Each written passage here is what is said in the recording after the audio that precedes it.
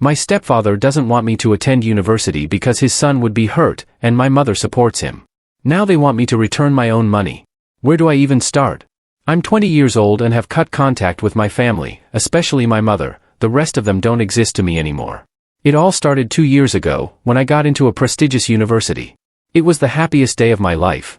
I had worked so hard for years, sacrificing my dream, my social life, and even my mental health to make sure I had the necessary grades and extracurricular activities. Getting into a prestigious university wasn't just about the prestige, it was about proving to myself that all my effort had been worth it. I was ecstatic. I told my mother, and she was excited, dancing and hugging me. However, the same news didn't excite her husband or her son. Yes, the family dynamic is a bit complicated. My father passed away when I was 12, and my mother remarried 3 years later to this guy, whom I'll call John. I never called him Dad, even though he wanted me to. I just couldn't. I never liked John. He's always been the type of person who thinks the world revolves around him, and his main concern was making sure his son, Billy, didn't feel inferior in any way. Billy is a year older than me, but he's a total loser, just like his father. He didn't work, didn't study, and had no plans for his future. He simply lived off our parents. I always kept my distance from them. I stayed out of their lives and didn't care what they did. But when John started playing dirty to stop me from achieving my dreams, I had to react, and that's when the conflict started. When I gave them the news about my acceptance, John gave my mother a strange look, and all her excitement faded as she sat beside him. I asked what was going on, and he replied, "Nothing, it's just sudden that you got accepted." Then, hesitantly, he asked when I had applied and how I was going to manage the expenses. I answered, "My father left money for my tuition. I'll use that." He looked at my mother and said, "Oh, that money, but you should have informed us about your plans." I didn't feel like arguing, so I politely responded, "I didn't have much hope of being accepted, it's not an easy thing." I wanted to wait for the results before telling anyone. He asked if I hadn't even told my mother, and I replied that I hadn't. He seemed unsatisfied with my answer, though it felt like I was being interrogated. I informed them of the dates when I would be leaving and asked my mother to liquidate my trust fund as soon as possible. Since I was born, my father set aside money in a trust fund for my tuition. After his death, it was under my mother's control until I turned 18. She and John were, let's say, less than thrilled. In fact, they were completely against it.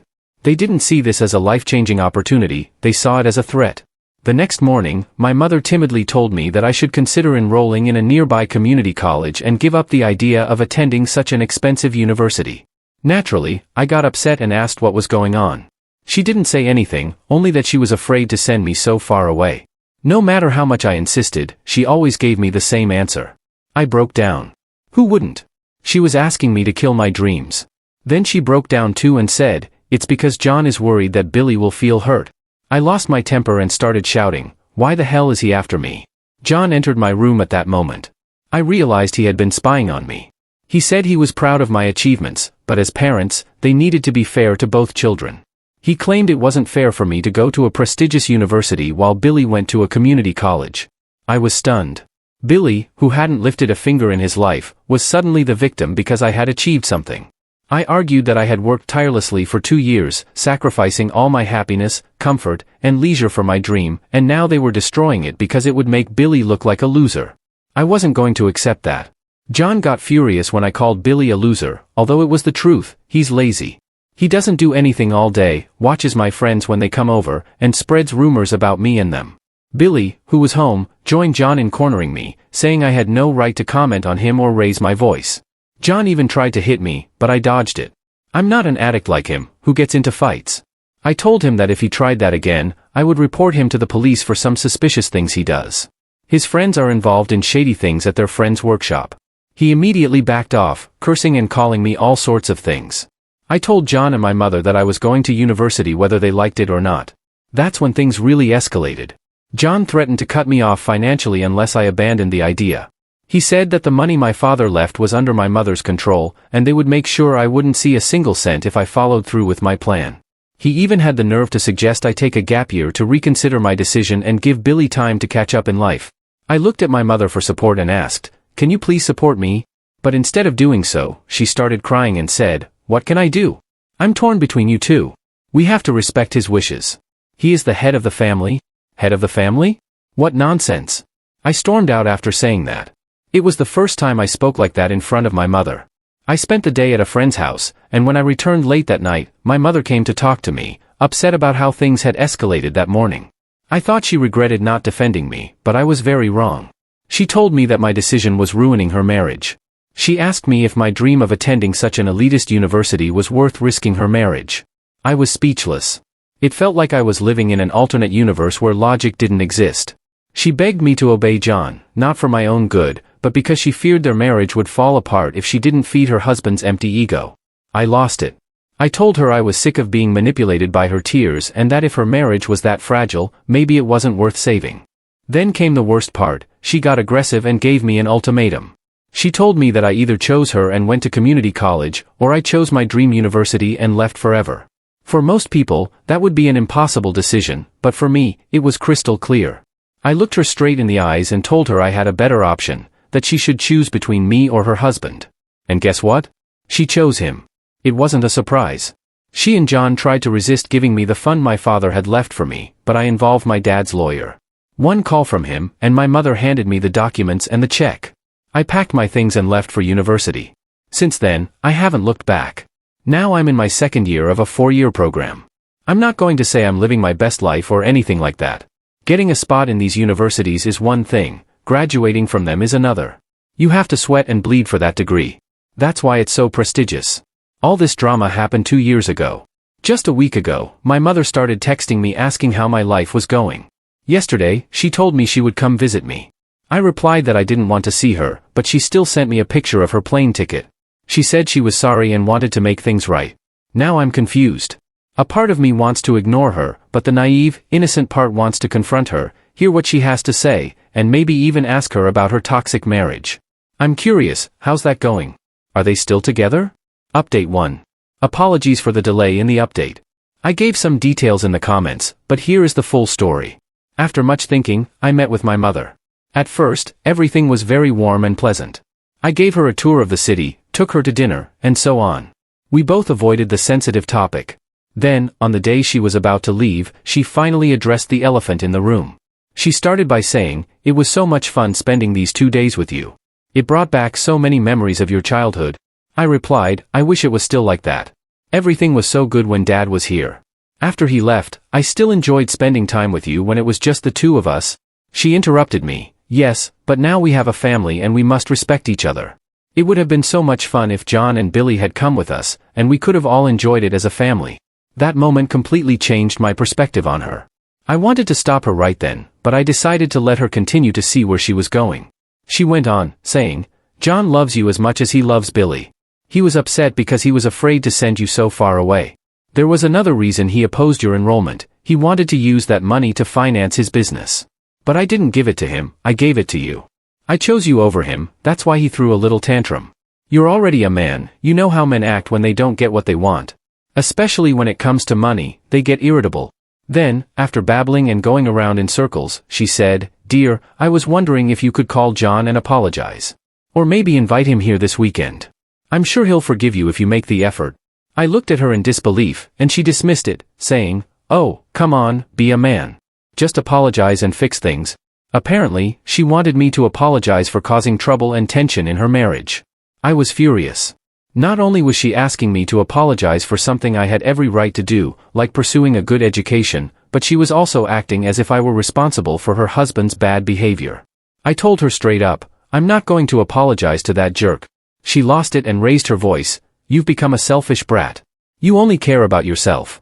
You've caused problems in my marriage, and I'm the one who has to suffer the consequences of your stupid decision. My husband is suffering financially because I didn't invest in his business and instead gave you the money. And now I have to put up with his tantrums. In the middle of all this, I just asked you to apologize and fix things. Is that too much to ask?" I replied, "Hold on, you didn't do me a favor by giving me my money. That money was legitimately mine. Dad saved it for me. And you need to have some guts or divorce your useless husband if he's making your life so miserable. If you're in trouble, like you say, it's because you chose a terrible man as a partner." She grabbed her purse and left. I was supposed to take her to the airport, but after that argument, I didn't want any more contact with her. I was done with her. Maybe she took a taxi or a bus, I don't know and I don't care. So that's it. I plan to keep no contact with all of them, just like I've done for the past 2 years. End of the family drama. Now I go back to busting my ass to get my degree. Update 2. It's been a long time, 2 years to be exact. I'm not sure if the people who read my previous posts are still around, but anyway, here's the update. As I said, I haven't kept in touch with my mother or anyone else. However, a few months later, my mother started contacting me again. She sent me regular messages to check on me, birthday and Christmas cards, voice messages, and calls. I didn't usually answer her calls or messages, although sometimes I responded with a thank you for her well wishes. I also told her twice not to bother me, that I didn't want a mother who couldn't be on my side during tough times. But she kept going, as if she were fulfilling some kind of ritual. I stopped worrying about it and made my life at university. Now, I'm about to graduate and get my bachelor's degree. The good news is that I've already got a job. I landed a fantastic offer through my university internship, though I can't say the company's name. It's a very important company. Studying at a good university opens many doors. I'm on my way to building a good future for myself, but, as always, my mother isn't far behind, trying to inject her drama into my life. As my graduation day approaches, my mother has been bombarding my phone asking for an invitation. Apparently, she and John want to come to my graduation to celebrate my success, in quotes. I told her directly no. There was no way I was going to let them, who actively tried to sabotage my education, show up and pretend like they had supported me all along. They don't deserve to share in my success after doing everything they could to prevent me from achieving it. But she didn't accept no as an answer and kept insisting on getting the invitation. Her messages showed all kinds of emotions, sometimes sad, saying she couldn't believe I didn't want her there, and other times trying to make me feel guilty, saying she's my mother and that she raised me the best she could. But I didn't buy any of it. She said that seeing my graduation was a dream come true for her and that I was denying her that moment of happiness, but I didn't give in. Now, my final exams are over, the results are out, I got the job, and my graduation ceremony is this Friday. I didn't tell my mother about my job, but last week, a friend of mine posted a story congratulating me on the offer, and I shared it on my Instagram. That's how they found out. Since then, John has been calling me non-stop, no texts, just calls. I ignored his calls for a while, but then I thought it was better to face him. I answered, and he went straight to the point. To sum up what he said, "Man, I don't know what game your mother is playing, I don't get it, and I don't care. All I know is that you owe me the money you took. You used all the money we had for the university, I needed that money for my business, and your mother gave it to you. I heard you got an amazing job, so now I want you to give me that money back." I laughed in his face, well, not literally, because it was a call. I told him, "I don't owe you a cent. That money was my father's, and no one has any claim to it, not even my mother." He got furious and yelled, "Then why did your mother tell me she had all that money when we were dating? I asked her to put it into my business, but she kept putting it off, and then she gave it to you." I was already fed up with hearing him, so I yelled back that I didn't want to be in the middle of their problems, that I didn't care about them, and they weren't my concern. All I knew was that I didn't owe anyone anything, that money was legitimately mine, saved by my dad and in his will. Then he started cursing my mother and said, I quote, "I don't know what that woman is up to. She's been telling me that she's spoiling you and that she wants to attend your stupid day so you'll give her the money back. But look, my patience is running out. I don't want to waste my time attending your event. All I want is the money." That revelation hit me like a punch in the stomach. So, my mother had been trying to emotionally manipulate me. She wasn't happy or proud of my success, like she said. She was doing everything she could to get me to return the money so she could give it to John. I didn't say anything else, I just ended the call. At that point, he called me several more times, but I didn't answer, and then I blocked him. I also blocked my mother, but before I did, I sent her a message saying that John had exposed her true intentions, and I no longer wanted to call her mom. I was so stunned and numb for the next 2 days. I know my mother is a submissive woman who can't stand up to John or Billy for their nonsense, but I didn't know she was manipulative enough to go behind my back and try to trick me for money. I'm glad I didn't fall for her game all this time. Update 3. Sorry for not updating more often, it's been hard with everything that's going on in my life right now. Work has been very hectic, and nothing significant happened until recently that was worth updating. To give you a sense of time, it's been 7 months since my last update, since the conversation with John and my last message to my mother. Everything had been quiet. I graduated, though there was no family there to cheer me on, only my friends. I started my career, I'm doing well financially, and I'm happy with the decisions I made for myself. I thought I was done with family drama for good, until my mother showed up at my office.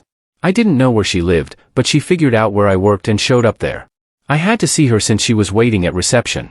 She started crying when she saw me and hugged me.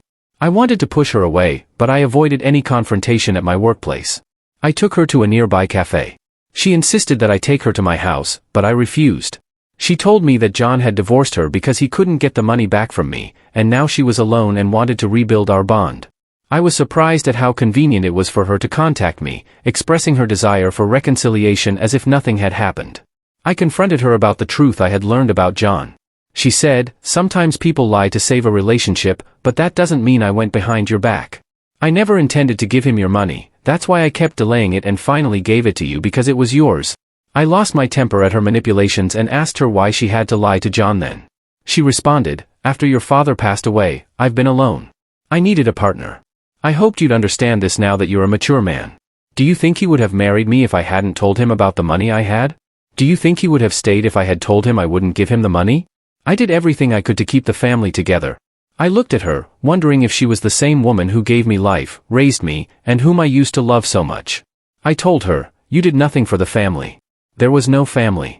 Our family ended the day you brought that freeloader into our lives. You did everything for yourself because you were afraid of being alone." She started crying, saying that marrying John was the worst decision of her life and that now that they're divorced, I should give her a chance. I reminded her of all the times she chose him over me. She didn't betray me just once, she did it over and over, and when I needed her the most, she sided with the man who tried to ruin my future.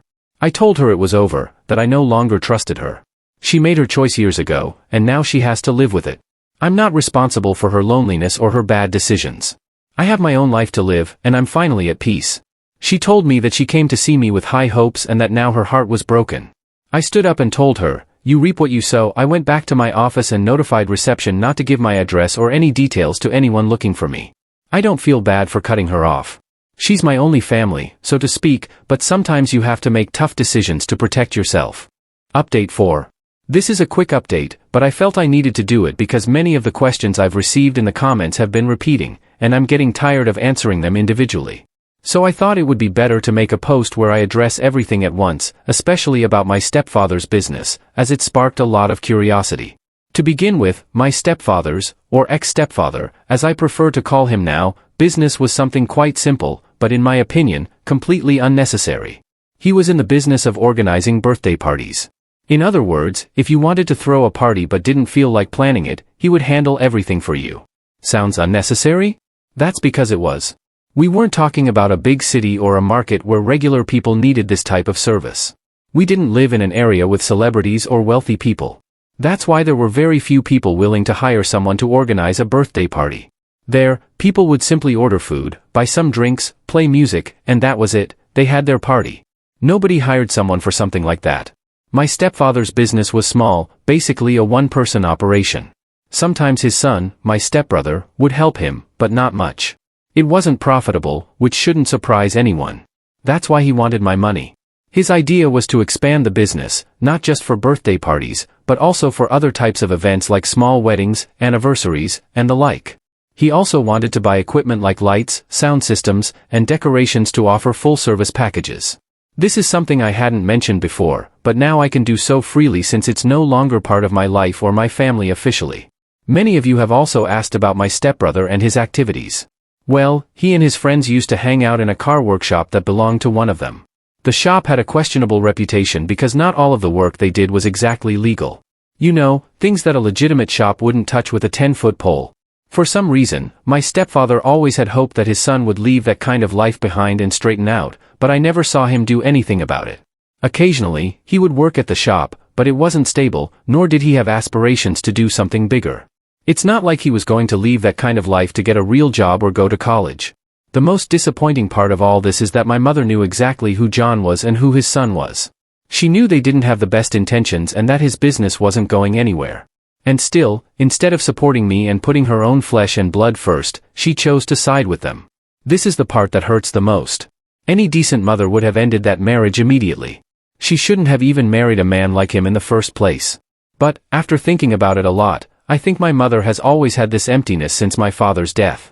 And instead of seeking professional help to deal with her pain and loneliness, she decided the best solution was to find a replacement. Unfortunately, the replacement she chose was John. I hope this clears up a lot of questions, and I don't have to answer them one by one in the comments. Update 5. After several months without checking in and since no one has asked more questions, I'm back with a small update about my mother. I haven't had any contact with her during this time, but I've learned a few things thanks to people who still live in my town. Apparently, my mother has found a new partner. The most surprising thing, or maybe not so surprising, is that it's a friend of John's. I don't know him personally, and I don't know what kind of relationship they have, but I hope it's not like the one she had with John, which was based more on money than on any real connection. However, knowing my mother and knowing that this guy is a friend of John's, I don't have high expectations. Despite this, I have no intention of rekindling a relationship with my mother. My decision to cut off contact remains firm, and I don't plan on meeting this new man in her life. Also, even if my mother decides to come back asking for money, we all know how that will end. She, you, and I all know it very well. She won't get anything from me. It seems that my mother is still following her pattern of looking for someone to fill the emotional void she's had since my father passed away. While it hurts for her, it's no longer my problem. I truly hope this isn't that kind of relationship, but there's not much I can do to help her, as she's never listened to me.